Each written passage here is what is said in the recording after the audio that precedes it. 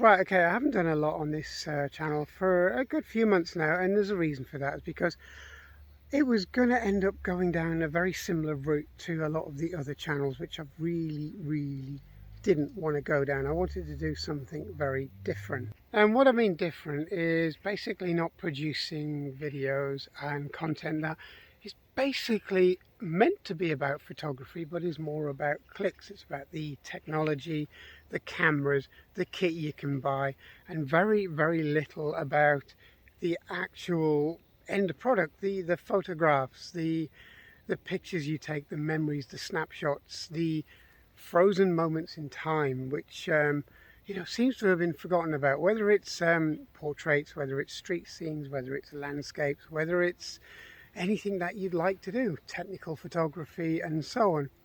And it's nice to be able to do it, and it's nice to be able to have the end results to show what you spent all of your time and your effort and your hard-earned money on. So this is where I'm heading with this channel, so I hope you enjoy it. So what we're going to do is we're going to start off with a photo shoot, and it's a person photo shoot of a local singer. And I'll just explain it here because it's quite warm at the moment, and I'll explain what it's all about. It's not the process, it's not the physical taking the pictures of, it's what I'm going to show you is the end results, okay? And the end results with a certain camera. Now, as you can see, it's a very warm day. I'm dressed up in my Hawaiian style t-shirt, and it's approaching 30 degrees at about 9 o'clock in the morning, so it's going to be another very hot day. So what I'm going to do is I'm going to get the camera out, and we're going to take some pictures. But the place where we're going is going to be in a wooded area, quite a secluded area, in a place called Girton. And we'll go through the photos. As I say, it's for a local singer, and I'll leave all the links at the bottom of this video.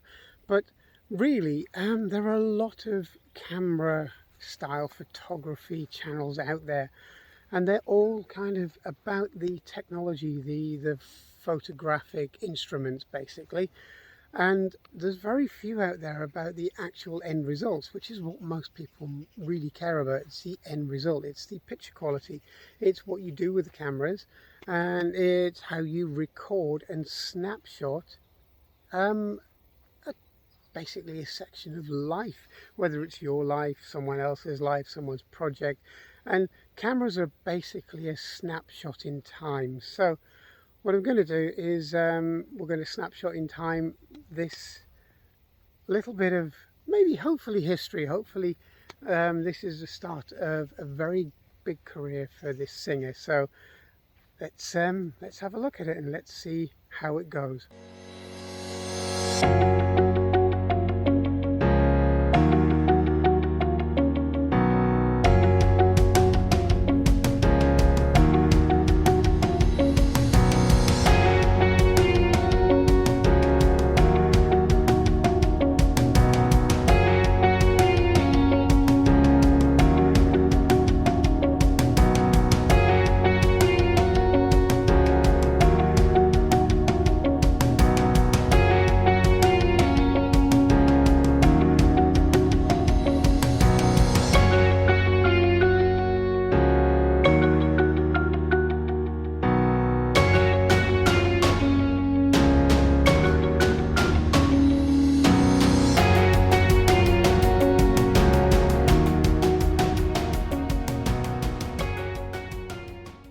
So you've just seen the photos, and you may be surprised at the type, make and model of camera that these pictures were taken on. And it will probably go to show that you don't need the most expensive, the newest, the fastest, the anything type of camera. And for most of the time, it's not the camera that gets the results, it's what you do with it. And here is the camera. It's a mid-2000s camera. It's basically quite a few years old now. It's also only a 12 megapixel camera. It's got a Sigma lens on it, as you can see in the photograph, and that gives really nice kind of bokeh effect, which is why I chose this lens to use at this time. It's very, very good. It's a fantastic camera. This camera has taken about 250,000 photos in its life, and it's still perfectly fine. They've never had an issue with it. It's a really strong workhorse. I've got inside the bag, you might see it peeking out just under the flap there. I've got a 8000 series camera, which is a vast upgrade on this, but I actually prefer the quality and the color range that this camera gives straight out of the camera. Basically, there's no editing, there's no manipulating the photos, there's no enhancing the color. The colors this camera gives are very, very hard to beat. The Nikon D700 is one of my all-time favorite cameras. Why I think this camera is so special and why the D700 is still a very good camera today. And it's not because the D700 is the only camera that can do this. It's also because the D700 is really one of my favorite cameras. It has a certain image quality that only the D700 seems to be able to get. I mean, you can replicate it on maybe a D800 and 810 and 800E and so on, and also various other cameras, but it's not the same. It's literally doesn't get the same results straight out of the camera. And the D700 is a very, very old camera.